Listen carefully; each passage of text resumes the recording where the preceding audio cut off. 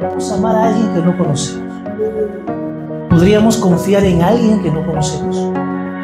Para poder amar a alguien de verdad, para poder confiar en alguien, necesitamos conocerle.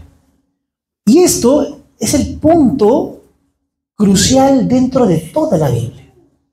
En Juan 17:3, el Señor Jesús afirma lo siguiente, dice: y esta es la vida eterna, que te conozcan a ti, el único Dios verdadero, y a Jesucristo, a quien has enviado.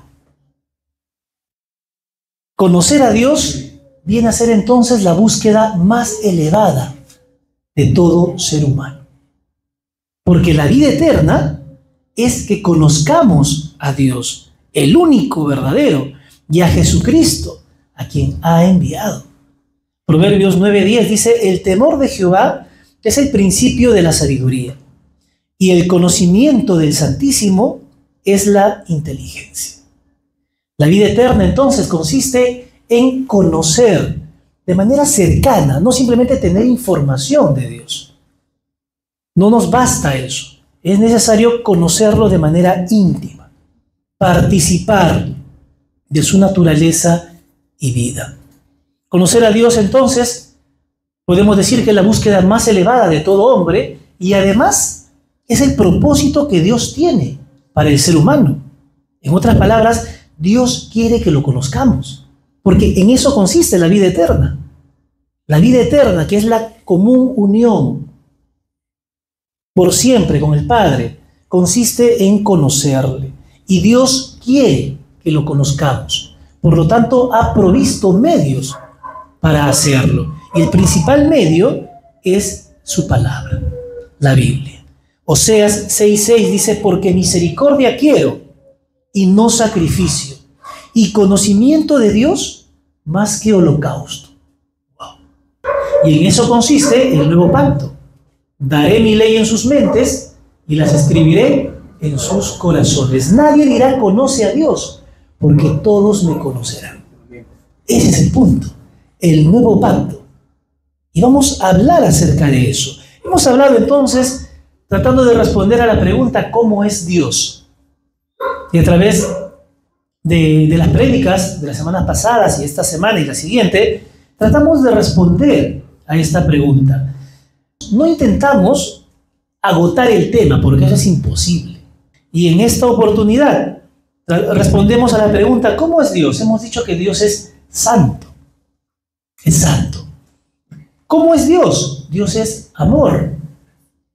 Y hoy día hablaremos de Dios como un Dios de justicia. Vamos a orar, vamos a pedirle al Señor, amado Jesús, en esta mañana oramos para que abras nuestros corazones, nuestro entendimiento. Permítenos escucharte a ti, escuchar tu palabra. Permite que el predicador, a quien le corresponde dar el mensaje en esta oportunidad, pueda expresar tu palabra, exponer tu palabra, sin ninguna influencia humana, sin ningún interés humano, Señor. Dejamos este tiempo consagrado para ti. Dejamos este tiempo, disponemos nuestros corazones, abrimos, Señor, nuestros ojos, nuestros oídos, porque queremos escucharte a ti. Te damos gracias por este tiempo. En Cristo Jesús, nuestro Señor, hemos orado. Amén y amén. Vivimos en un mundo donde la justicia falta. Hay mucha injusticia. Observamos lo que sucede a través de la televisión, observamos incluso dentro de nuestras vidas cotidianas situaciones que nos parecen injustas. Esta semana estamos en evaluaciones en la universidad y estoy dictando un curso de filosofía. Los chicos tenían que hacer una presentación, una exposición en grupo. Les di hora. Comúnmente no hago eso, pero los chicos se estaban relajando. Cuando no hay esa disciplina, los chicos empiezan a relajarse. Por lo tanto, esta vez les dije, yo voy a decir quién expone qué parte. Y ustedes tienen que estar a tal hora. fuera de esa hora, cierro la puerta, nadie entra. Cuando llego al aula, estaban ahí la mayoría de los chicos, pero siempre hay un grupito que se olvida, ¿no? Siempre pasa. Y bueno, lo que hago, cumplo lo que había dicho, veo que la hora determinada es, cierro la puerta, nadie entra. Y de pronto, mientras estoy pasando lista, preparando todo para la exposición, por ahí veo las cabecitas de algunos, ¿no? Y estaban ahí afuera. Pues. Entonces los veo y digo, bueno, ¿qué habrá pasado? Uno nunca sabe. Puede que haber problemas con el tráfico, puede haber tantas cosas. Pero ya yo había dicho que cerramos la puerta a tal momento y empezamos, nadie ingresa. Por lo tanto, le pregunté a los chicos, ¿qué opinan? Les dije. Hay un grupo de compañeros afuera, ¿lo dejamos pasar o continuamos con lo que habíamos dicho? ¿Quieren justicia o quieren gracia? Entonces, por ahí uno decía, profesor, perdónenos, que siempre hay problemas por acá, seguro pasó esto. Por otro lado, otro grupo que decía, no, yo me he levantado temprano y yo me he esforzado, yo estoy aquí. Incluso una chica se paró, empezó a afirmar eso, ¿no? Que eso no es justo, no es justo. Que los chicos lleguen tarde, mientras que yo me he tenido que esforzar, dice ella, para estar a la hora, y había llegado bien temprano. Entonces hice un sondeo y bueno, aplicamos justicia.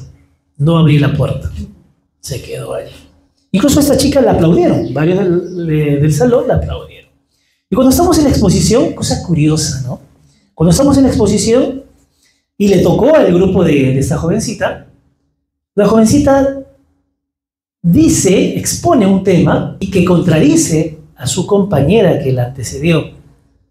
Entonces yo me doy cuenta de eso y le indico, estás diciendo esto, pero tu compañera dijo lo siguiente. ¿Qué pasó?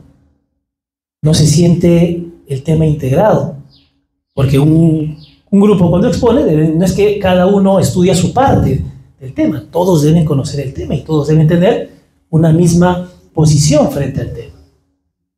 Y entre ellos empezaron a discutir entre ellos dentro del grupo.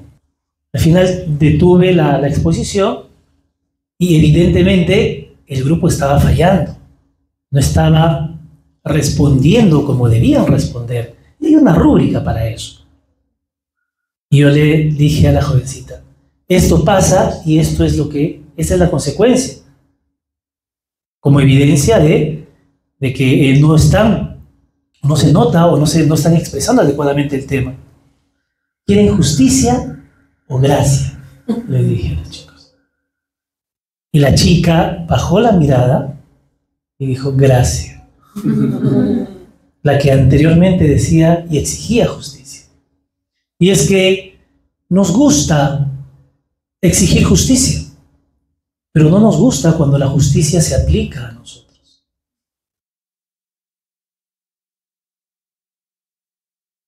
Y muchas veces a Dios lo vemos de esa manera. Muchas veces vemos o pensamos o tenemos una idea de que Dios es un Dios de amor. Por lo tanto, no creo que castigue determinadamente.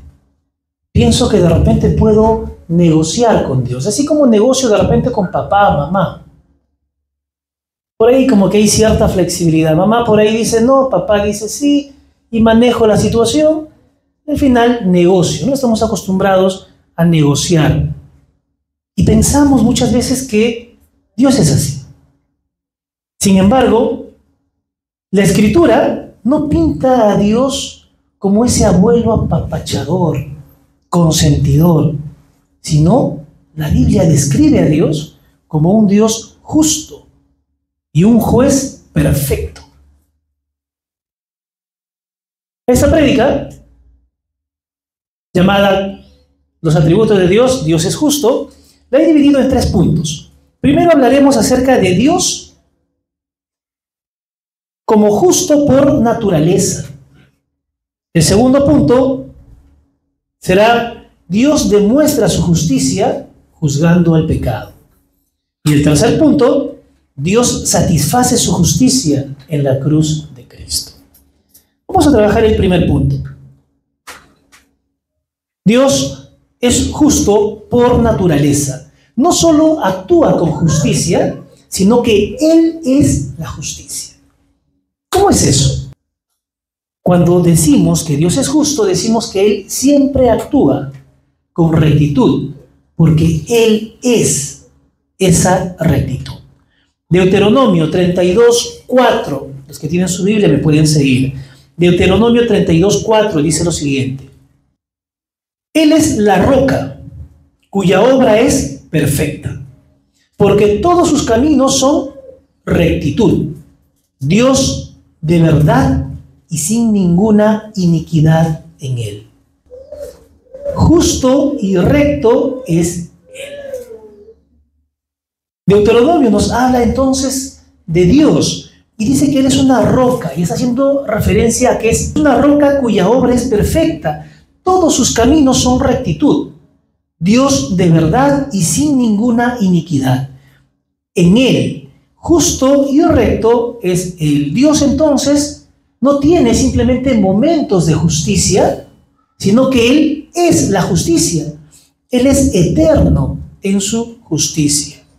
Salmo 89, verso 14, afirma también lo siguiente, el salmista.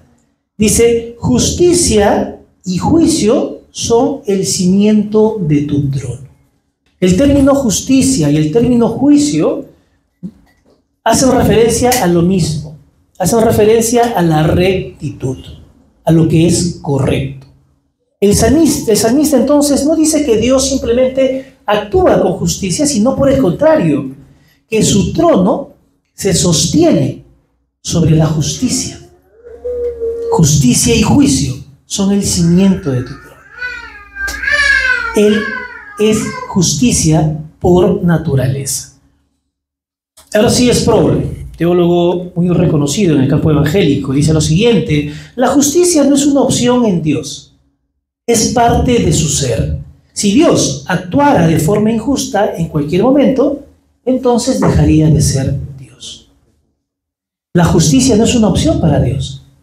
Él siempre va a actuar de manera correcta, nunca de manera incorrecta. Y podemos decir esto porque Él actúa de acuerdo a su esencia. Afirmamos lo siguiente, que Dios en esencia es santo, ¿cierto? Lo vimos las semanas pasadas. Por lo tanto, porque Él es santo, entonces necesariamente es justo. Porque es un ser santo, necesariamente va a actuar, va a proceder siempre como lo que es, de manera justa, de manera correcta. La justicia de Dios entonces es intrínseca a su santidad. Eso quiere decir que la justicia no es algo simplemente añadido al carácter de Dios. No es simplemente una parte de Dios. No es que simplemente Dios actúa a veces con justicia. No es una actividad ocasional. Es una manifestación inevitable de lo que Él es. Él es santo en su más profunda esencia. Por lo tanto, Él va a actuar de esa manera. Para entender este punto que es crucial, vamos a repasar un poquito lo que vimos semanas anteriores. Hemos dicho que Dios es santo. En hebreo, kadosh, y tiene dos acepciones muy marcadas. Por un lado, separado o apartado. Por otro lado, distinto u otro. Esto implica que Dios es trascendente del ser humano. Está por encima del ser humano, sobre la creación. Él no es como nosotros. Él es alguien distinto. Santo significa eso, significa otro, distinto. Él no es como el ser humano. Él está por encima del ser humano. Y por otro lado, manifiesta esa pureza moral perfecta. Él es separado, apartado del pecado. Él está libre de todo pecado. Entonces, cuando la Biblia repite que Dios es santo, santo, santo, no se refiere simplemente a que es puro, sino a la suma total de su perfección. Él está infinitamente por encima de nosotros en todo sentido. Eso lo vimos ya semanas anteriores. Él es un ser que está por sobre toda la creación. No es como nosotros, Él es puro, Él es perfecto. Por lo tanto, su esencia, como un ser santo, infringe temor, infringe esa sensación de inseguridad, porque nosotros no somos así. El ser humano es un ser pecador, es un ser que falla. Por lo tanto, frente a la justicia de Dios, frente a su santidad, se ve con claridad nuestra iniquidad. Es como, ahora he pintado mis paredes de blanco. Cuando hay una manchita negra, el color blanco, el contraste, hace que se note más, ¿cierto? Lo mismo pasa con nosotros y Dios. Cuando reconocemos que Dios es santo, santo, santo, no hay otra reacción, otra respuesta, que simplemente reconocer que somos inicuos, inicuos e inicuos. Entonces, entendemos la santidad de Dios, hablamos acerca de la santidad, y ahora hablemos un poco de la justicia. La justicia, como un atributo de Dios, hemos dicho, es la expresión activa de su santidad moral. Es el carácter de Dios que asegura que Él siempre hace lo que es correcto. ¿Cómo se relaciona entonces la santidad y la justicia? Se puede definir de esta manera. La santidad viene a ser la raíz, mientras que la justicia es el fruto, es la consecuencia natural. Dios es santo, es puro, es recto. Por lo tanto, todo lo que hace va a ser recto, va a ser justicia. La justicia es el fruto inevitable que surge de esa raíz. Dios es justo porque es santo. Su perfección absoluta no le permite hacer injusticia. Hasta ahí entonces nosotros vamos entendiendo un poco en qué consiste esta justicia de Dios. No es una justicia como la que nosotros podríamos aplicar. Nosotros incluso podemos ceder ante situaciones o podemos negociar. Somos muchas veces negociables cuando manejamos de repente ciertos estándares. Podemos llegar a ciertas conclusiones. En el caso de Dios, no. Si Dios no fuera justo, entonces no sería santo. La santidad de Dios y su justicia son como las dos caras de una moneda, indivisibles. No se pueden separar una de otra. Dios es santo y por eso hace justicia. Y es justo porque es santo. Son como las dos caras de una misma moneda. Este punto es importante, ¿ya? Esto tenemos que tenerlo claro en la parte conceptual de este atributo de Dios. El ejemplo lo vimos recordando un poco cuando Isaías está en el templo, ¿no? Isaías capítulo 6, verso 1 al 5. Cuando el profeta ve a Dios en visión, lo primero que oye es a los serafines, estas criaturas que empiezan a volar alrededor de Dios y que empiezan a exclamar, santo, santo, santo. No dijeron amor, amor, amor. Dijeron santo, santo, santo. Santo es el Señor de los ejércitos. ¿Cuál es la reacción de Isaías? ¿Cuál fue su reacción? No se sintió seguro en ese momento frente al Dios Santo. No se sintió amado. ¿Cómo se sintió Isaías? Con temor. Se sintió condenado. Él dijo, ay de mí que soy muerto. Eso es lo que produce cuando uno reconoce a Dios en su santidad, va a reconocer también su justicia. Porque Él es un ser que está por encima de nosotros, es un ser puro. Por lo tanto, Isaías reconoce a Dios en su santidad y simplemente lo que hace es reaccionar, como todos podríamos reaccionar, con temor, porque se sintió condenado. Porque el ser humano es así. El ser humano frente a Dios simplemente no merece absolutamente nada. Podemos decir entonces en este primer punto que la justicia de Dios es la manifestación natural de su esencia. Por lo tanto, nosotros queremos a un Dios de amor simplemente o queremos a un Dios justo. ¿Qué responde? ¿Nos gusta más a Dios como el cordero inmolado o nos gusta al Dios como ese león de Judá? ¿Cómo vemos? ¿Cuál es nuestra percepción? ¿Cuál es nuestra percepción de Dios? ¿Cómo estamos relacionándonos con Dios? ¿Es un ser solamente lleno de amor y misericordia, como lo vimos la semana pasada? Qué bonito hablar del amor de Dios. Qué bonito hablar de lo que Él hace por nosotros, de su misericordia, de su bondad. Pero no solo es eso. Es también un Dios santo y por lo tanto es un Dios justo. Es un Dios no negociable. Una vez escuché esta frase, pero si Dios es un Dios de amor, entonces ¿por qué no perdona a todos? ¿Por qué no perdona a todos?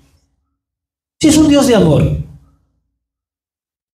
Y la respuesta fue de un teólogo: ¿cómo verías a un juez que perdona al violador, que perdona al delincuente, que perdona de manera deliberada?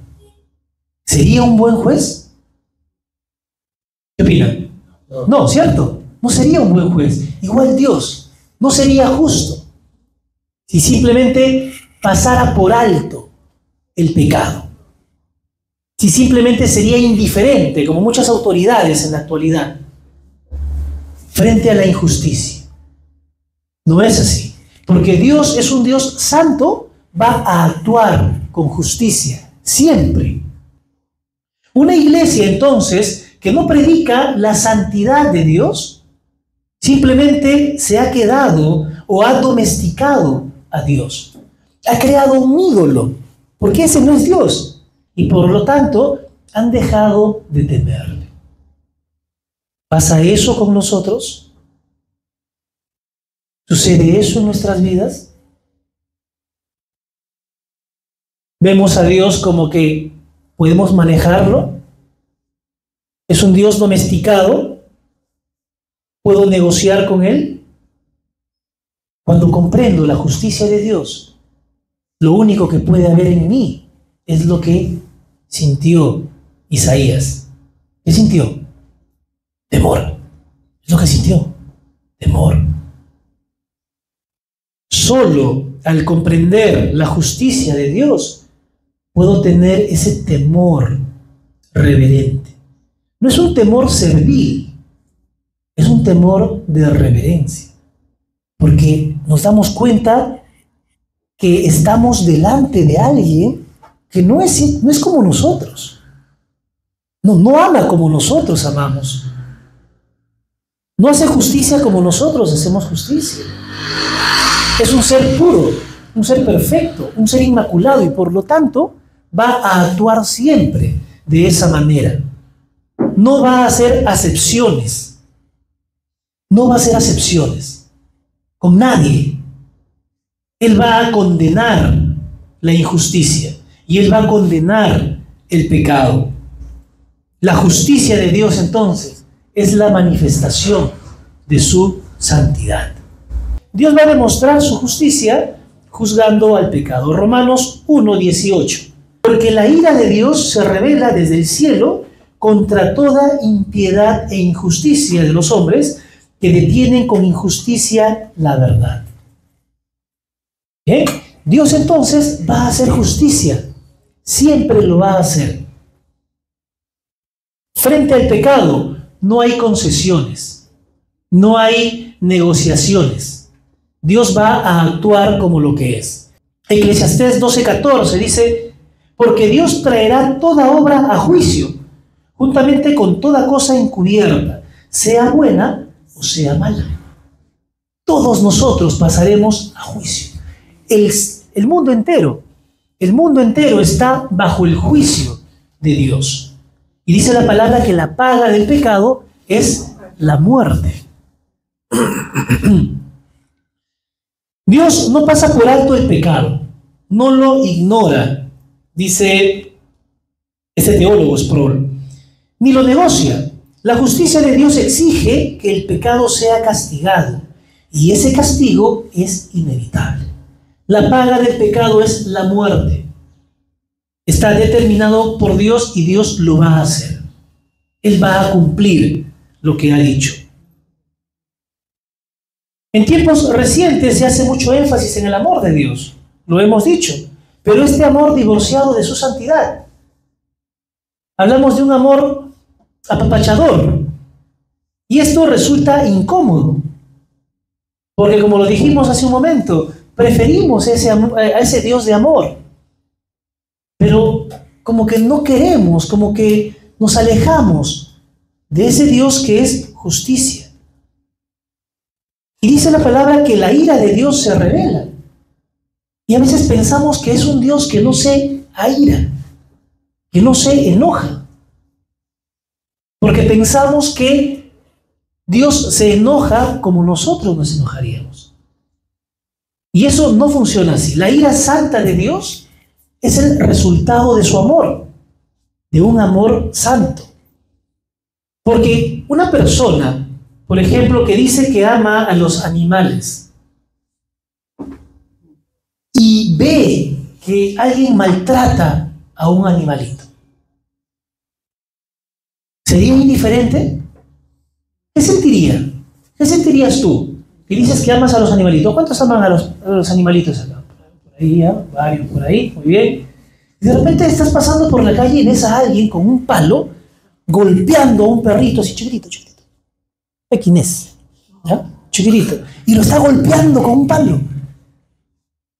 Tú dices que amas a los animales. ¿Serías indiferente? ¿Cuál sería tu reacción? ¿Cómo actuarías? Lo agarro a palos también, ¿no? Actuamos con ira. Porque la ira es la manifestación propia del amor.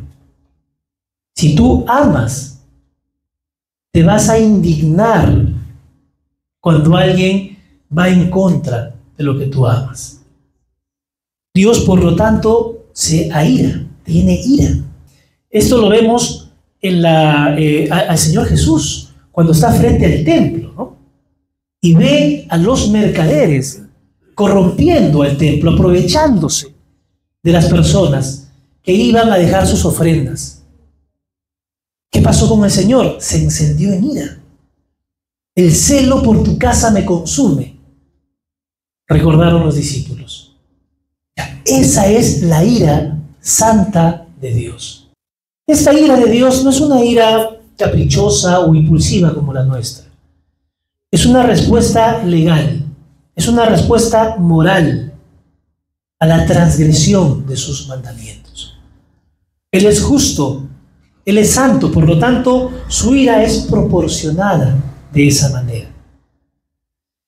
Nahum el hermano Nahum 1:3 dice: Jehová es tardo para la ira y grande en poder, no tendrá por inocente al culpable. ¿Cómo funciona? Ahí te das cuenta. Jehová es tardo para la ira. Él es misericordioso. Él espera. Es un amor que soporta. Todo lo sufre, todo lo espera, todo lo soporta. Pero llega un momento en el que su ira se enciende.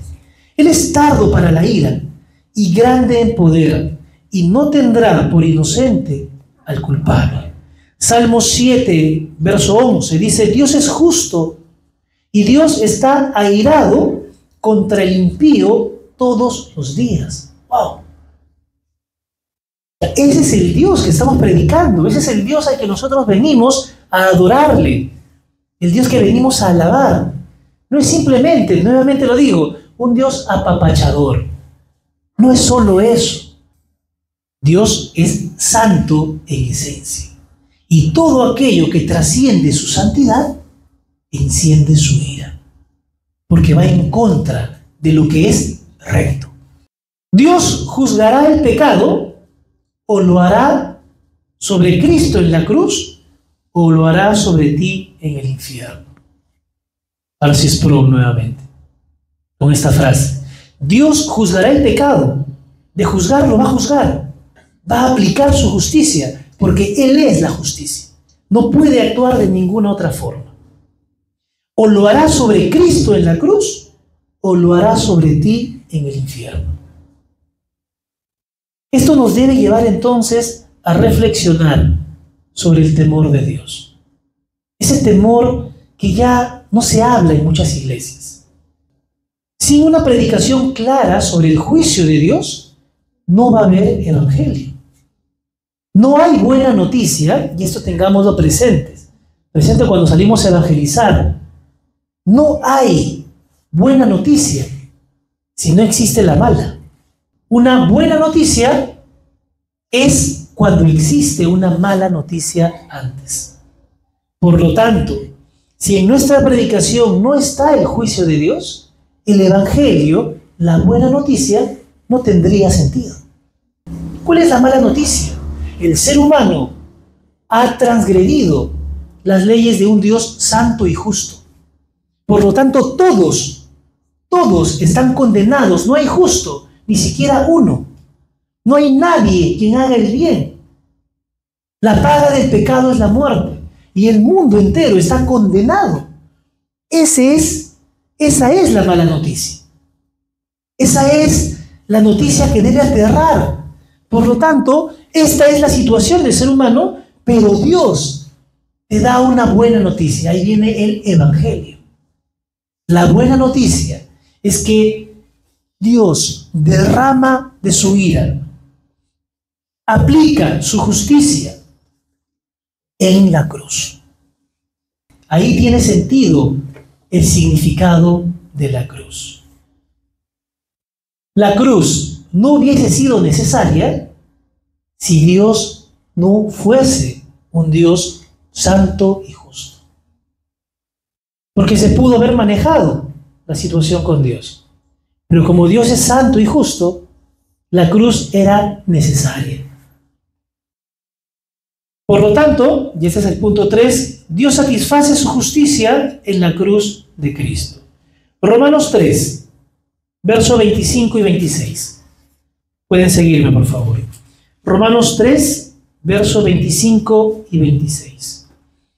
Dice: a quien Dios puso como propiciación por medio de la fe en su sangre, para manifestar su justicia, a causa de haber pasado por alto en su paciencia los pecados pasados, con la mira de manifestar en este tiempo su justicia, a fin de que Él sea el justo y el que justifica al que es de la fe de Jesús.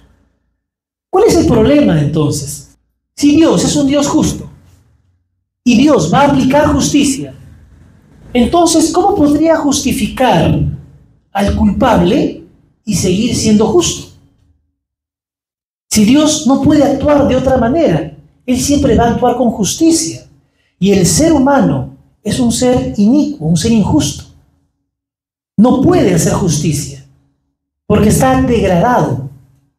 Por su propia naturaleza se aparta de Dios. Por su propia naturaleza huye hacia las tinieblas, se aleja de la luz. ¿Cómo es entonces que Dios puede justificar al hombre, al ser humano que es culpable, y seguir siendo Dios justo? Esta es la pregunta que es el punto central en toda la Biblia. ¿Cómo puede un Dios justo perdonar a pecadores injustos? Dios no puede pasar por alto la injusticia, porque si no, ya no sería justo. Pero si castiga a todos los pecadores, ¿quién se salvaría? Nadie. Nadie podríamos estar de pie frente a la justicia de Dios.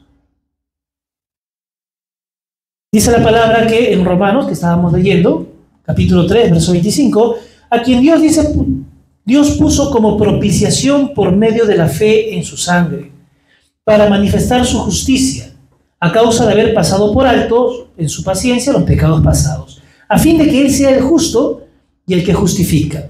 El apóstol Pablo explica que es la cruz, la razón. La cruz es el medio que Dios utilizó para justificar a los seres pecadores. ¿Se acuerdan la bendición sacerdotal? Bien conocida, ¿no? La bendición sacerdotal. La bendición sacerdotal es esta bendición que Dios da al pueblo, a su pueblo. Un pueblo que tiene que pasar por sacrificios constantes. Y esta bendición dice lo siguiente. Está en Números 6:26. Jehová te bendiga y te guarde. Jehová haga resplandecer su rostro sobre ti y tenga de ti misericordia. Jehová alce sobre ti su rostro y ponga en ti paz. Es la bendición de Dios para su pueblo. Nuevamente recalco, este pueblo tenía que hacer sacrificios constantemente, anualmente, para mantener esa relación con Dios. Pero ¿qué sucede? ¿Qué sucede en la cruz? Y este punto es relevante, prestemos mucha atención. Dice la palabra en Gálatas 3:13, dice que Cristo nos redimió de la maldición de la ley, hechos por nosotros maldición. Cristo en la cruz tomó el lugar de todos nosotros. Ese es el sentido, el significado de la cruz. A veces llevamos la cruz como un adorno, porque queda bonito, como brazalete, como collar, o adornamos de repente nuestras casas. Y hemos perdido el sentido, el significado de esa cruz. Esa cruz es la propiciación de la ira santa y justa de Dios. La cruz es el lugar donde la ira de Dios fue aplacada. ¿Qué era la propiciación? Viene del término propiciatorio, y era la tapa del arca del pacto, el arca de la alianza. Allí se derramaba la sangre de los corderos que eran sacrificados por el pecado del pueblo. Ya Cristo fue esa propiciación por nosotros en la cruz. En la cruz, el Señor Jesús pagó el precio de nuestra iniquidad. La ira santa de Dios cayó sobre Jesús en esa cruz. Por eso el Señor Jesús exclamó, Padre, ¿cómo era? William se la sabe, Lama Sabactani, ¿no? Así es. ¿Por qué me has abandonado? ¿Por qué exclamó eso? ¿Por qué exclamó? Porque la ira santa de Dios estaba siendo aplacada en esa cruz. Y si nosotros volvemos a esta bendición sacerdotal, qué bonito suena. Pero Jesús, al estar en esa cruz, dice la palabra que Él se hizo maldición por nosotros. Porque maldito es todo aquel que es colgado de un madero. La segunda persona de la Trinidad, Dios mismo, vino y se puso en el lugar del pecador, tomó la posición del pecador y pagó el precio. La ira santa de Dios tenía que ser aplacada. Y como lo afirmamos, o bien lo pagamos nosotros, o bien lo paga Jesús. Pero alguien tiene que pagar esa justicia, porque Dios es santo y Dios es justo y Él va a actuar con justicia. Pero Dios también es amor y misericordia. Y Él vino a este mundo, subió a la cruz por nosotros. Y cae la maldición. Y para entender esta maldición de Dios, para entender que Jesucristo estaba bajo el anatema de Dios, bajo la maldición de Dios, simplemente basta con darle vuelta a la bendición sacerdotal. Y en palabras crudas, lo que Dios estaba diciendo, en ese momento en la cruz, a Jesucristo es: Jehová te maldiga y te desprecie. Jehová oculte su rostro sobre ti y te quite toda misericordia. Jehová aleje su rostro de ti, quite el vallado de tu paz y te desarraigue. Esa es la maldición que el Señor Jesucristo cargó en esa cruz. Esa es la maldición. Parece mentira, pero estamos frente a un Dios que maldice. Estamos frente a un Dios santo. Y porque es santo, es un Dios justo. Y su justicia lo lleva a maldecir. Así como bendice, también maldice. Por eso el Señor Jesús se hizo maldición por nosotros en la cruz. Cuesta entender cómo un Dios de amor puede hacer eso. Eso nos correspondía a nosotros. Nosotros debimos cargar con ese peso, con esa consecuencia del pecado. El Señor Jesucristo lo llevó por nosotros. Él nos redimió de la maldición de la ley, dice Gálatas 3:13, hecho por nosotros maldición. Ese es el Dios santo y justo al que hemos venido a alabar el día de hoy.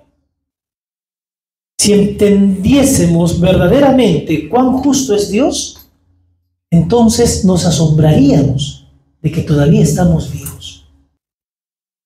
¿Cuál debe ser a partir de acá entonces nuestra relación con Dios? Debemos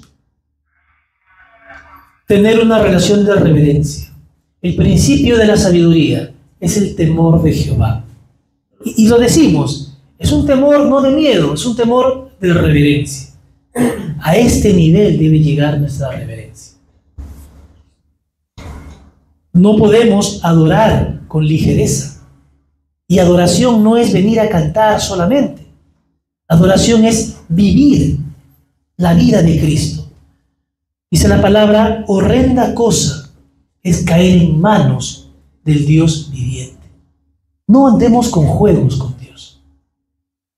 No andemos con ligerezas. Dios no deja pasar el pecado. Nuevamente, no es un abuelito bonachón. No es el papá buena onda. No. Es un Dios que condena el pecado, que no admite el pecado, que no tolera el pecado. Si ahora nosotros podemos entrar libremente ante la presencia de Dios, es únicamente por la obra de nuestro Señor Jesucristo. Es Él. Así que si no estás en Cristo, teme. Horrenda cosa es caer en manos del Dios vivo. Él no tomará, dice la palabra, por inocente al culpable. Y todos aquí somos culpables. Todos somos inicuos, todos somos injustos por nuestra propia naturaleza, pero para los que estamos en Cristo Jesús, dice la palabra, nuevas son cada mañana. Todas las cosas son hechas nuevas. Es Cristo quien nos está revistiendo por la fe que hemos profesado en Él. Es por la fe, y dice la palabra, esto no de nosotros. No es que yo entiendo por mi esfuerzo personal o porque yo soy inteligente, por eso comprendí el Evangelio. No, por fe somos salvos, dice la palabra, y no por obras para que nadie se gloríe. No es por obras, es por fe. Y la fe no de nosotros, porque es don de Dios. Dios en su sabiduría nos ha permitido verlo. Ha abierto nuestros ojos, nos ha dado vida juntamente con Cristo. Él es quien hace la buena obra y Él la culmina. Para los que estamos en Cristo, mantengamos una adoración, una vida de adoración reverente. O no tomemos con ligereza nuestra salvación. Para los que no están en Cristo, solo hay un camino. O bien la ira de Dios será aplacada sobre ti en el infierno, o bien será aplacada, o bien fue aplacada por Cristo. Y tú puedes llegar a Él y arrepentirte y decirle: Señor, yo me arrepiento de vivir bajo mis propios preceptos. Entiendo que soy injusto, pero ahora vuelvo a ti y te reconozco como mi Señor y te pido perdón y me arrepiento de mi pecado. Me arrepiento de no tenerte como el Señor de mi vida y me abrazo a esa cruz. Solo así puedo recibir la gracia de un Dios que es santo, es amor, es justicia y es misericordioso. Lento para la ira, grande, extenso en misericordia y en verdad. Prediquemos el Evangelio completo. No nos quedemos en el amor de Dios. Estamos frente a un Dios santo y justo, que condena, que maldice. La única buena noticia es que Él mismo pagó el precio en la cruz. Ese es el Evangelio. Si yo me acerco a Él, si yo ejerzo fe en esa obra de Cristo en la cruz, entonces yo puedo disfrutar de su amor complaciente. Examinemos nuestras vidas. Estamos viviendo bajo la gracia de Dios. Nadie merece nada de Dios. Nadie puede exigirle nada a Dios. No es que yo declaro y Dios tiene que hacerlo. No es que yo soy hijo de Dios y por lo tanto tengo derecho como hijo a disfrutar de todos los bienes de Dios. Mentira. Es una teología, disculpa la palabra, pero es una teología basura. Eso que se predica en muchas congregaciones. No, nosotros no merecemos nada. Vivimos simplemente bajo la gracia de Dios por su obra santa en la cruz. Él nos justificó con su sangre. La cruz es la muestra de su santidad, de su amor y de su justicia. Oremos. Amado Señor Jesucristo, en esta mañana, Señor, nos hablas de este atributo tuyo que es tu justicia. Tú eres santo y eres justo, y no tomarás por inocente al culpable. Amado Señor, reconocemos que es incómodo esta verdad. Preferimos al Dios con el que podemos negociar. Preferimos al Dios que podemos manipular. Pero tú nos enseñas en esta mañana, Señor, que tú no eres un Dios manipulable, que tú no eres un Dios de cambio, tú eres inmutable. Tú no cambias. Tú aborreces el pecado, condenas el pecado y haces justicia. Haces justicia porque eres santo. Señor, gracias, porque debimos estar bajo tu ira, porque tu ira santa debió caer sobre nosotros. Pero nos has dado, Señor, el regalo más grande, que es el sacrificio redentor, propiciatorio de Cristo, nuestro Señor Jesucristo. Y no nos avergonzamos de predicar, de proclamar a nuestro Cristo crucificado, porque es la muestra de tu amor, de tu santidad y tu justicia. En el nombre precioso de nuestro Señor Jesús, oramos. Amén.